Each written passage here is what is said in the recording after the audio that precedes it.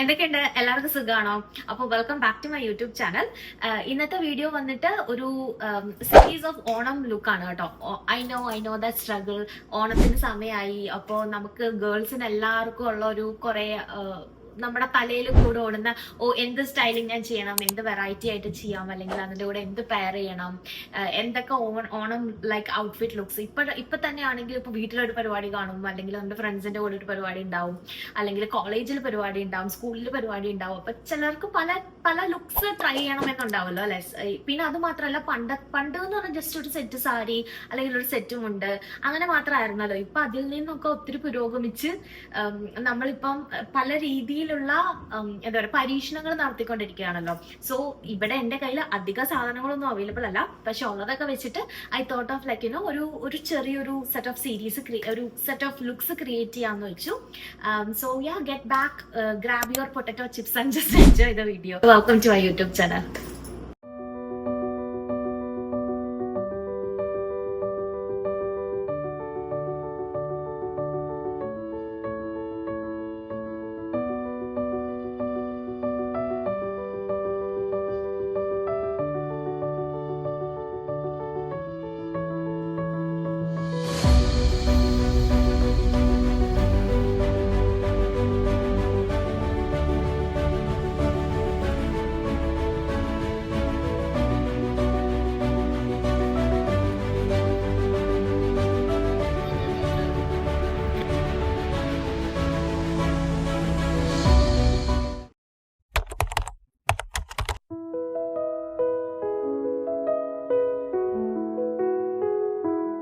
Hey guys, അപ്പം നമ്മുടെ first look വന്നിട്ട് ഒരു പക്ക ട്രഡീഷണൽ കേരള സാരിയാണ്.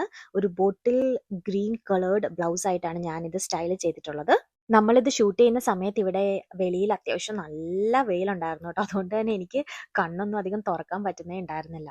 ഈ ഒരു ലുക്കിന്റെ കൂടെ ഞാൻ ജ്വല്ലറി ആയിട്ട് ചൂസ് ചെയ്തത് നമ്മുടെ ട്രഡീഷണൽ പാലക്ക മാല, അതിന്റെ കൂടെ തന്നെ പെയറായിട്ട് വന്ന പാലക്ക സ്റ്റൈൽ കമ്മൽ.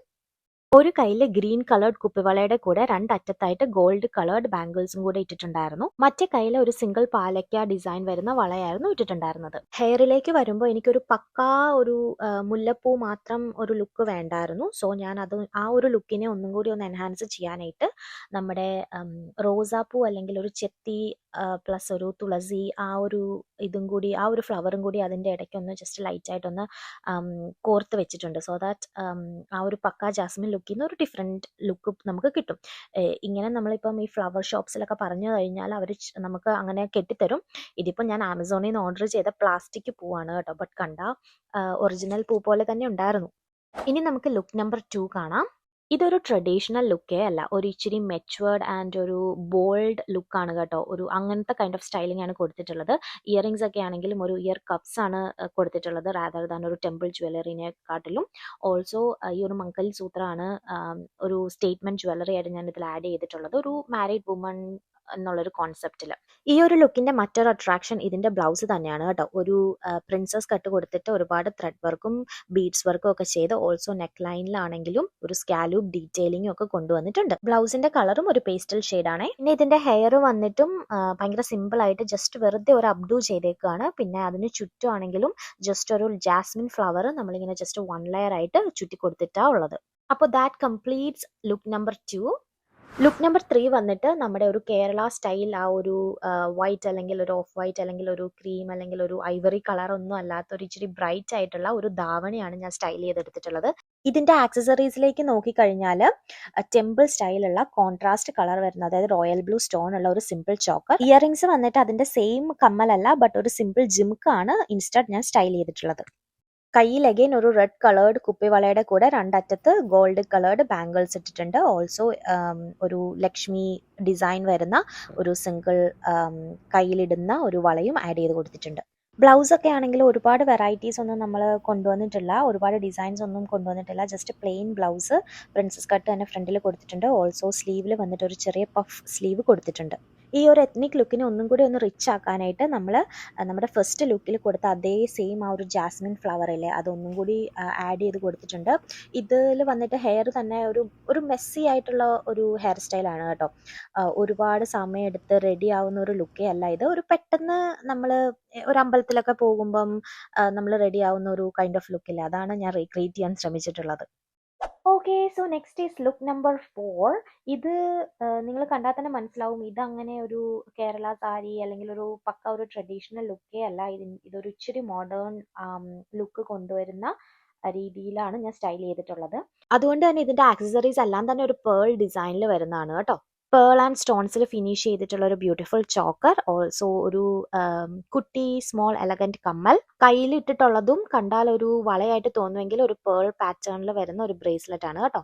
ഇനിയിപ്പോൾ ഹെയറിലേക്ക് നോക്കിക്കഴിഞ്ഞാൽ നമ്മൾ ഫ്ലവേഴ്സ് ഒന്നും വെച്ചിട്ട് ആ ഒരു ലുക്ക് കളഞ്ഞിട്ടില്ല. നമ്മൾ പേളിൻ്റെ തന്നെ ബീഡ്സ് വെച്ചിട്ടുള്ള ഒരു ഹെയർ ആക്സസറി വെച്ചാണ് സ്റ്റൈൽ ചെയ്തിട്ടുള്ളത്. ഓൾസോ നല്ല ഹെയറിൽ കേൾസ് ചെയ്ത് കൊടുത്തിട്ടുണ്ട്.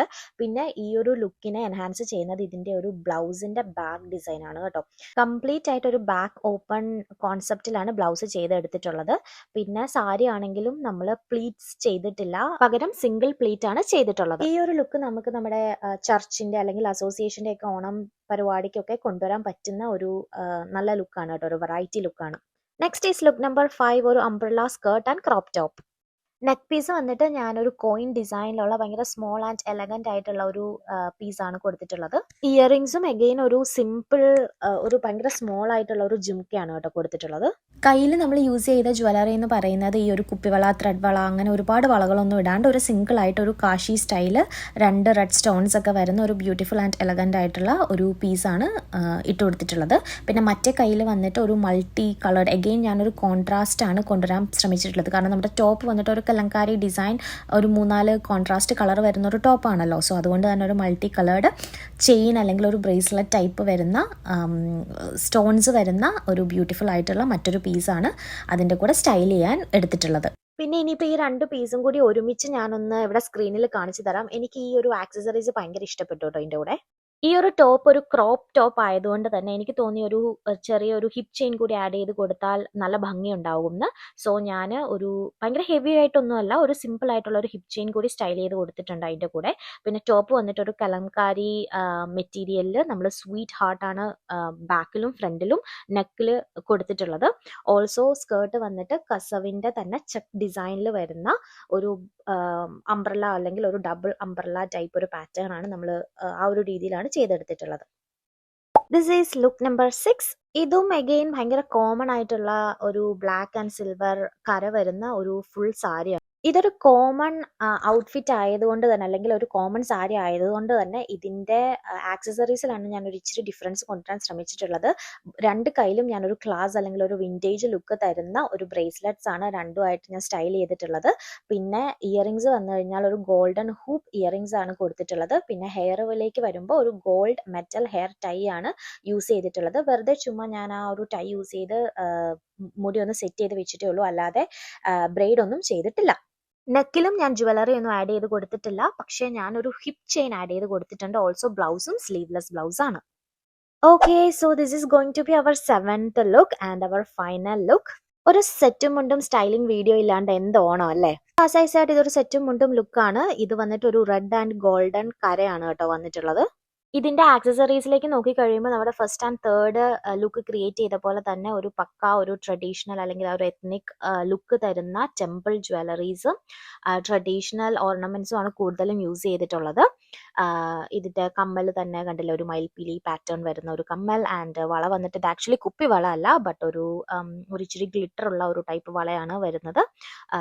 ഹെയർ വന്നിട്ട് ഞാൻ എനിക്ക് ജാസ്മിൻ ഫ്ലവർ വീണ്ടും വെക്കാൻ താല്പര്യം ഉണ്ടായിരുന്നില്ല. സോ ഇപ്പം ജാസ്മിൻ ഫ്ലവർ അല്ലെങ്കിൽ പോലും ഇങ്ങനത്തെ പല കളേർഡ് ആയിട്ടുള്ള ഫ്ലവേഴ്സ് ആൾക്കാർ തലയിൽ വെക്കാറുണ്ടല്ലോ. സോ അത് വെച്ച് ജസ്റ്റ് ഒന്ന് ട്രൈ ചെയ്ത് നോക്കുക ചെയ്തിട്ടുള്ളത്. പക്ഷെ എനിക്ക് ഈ ഒരു ഹെയർ സ്റ്റൈൽ ഇഷ്ടപ്പെട്ടു. ഒരു ഇച്ചിരി ഓൾഡ് ഡേയ്സിലേക്ക് പോയെങ്കിൽ പോലും എനിക്കത് ഇഷ്ടപ്പെട്ടു കേട്ടോ, ആ ഒരു റോസ് വെച്ചിട്ട് നമ്മൾ ഹെയർ സ്റ്റൈൽ ചെയ്തത്.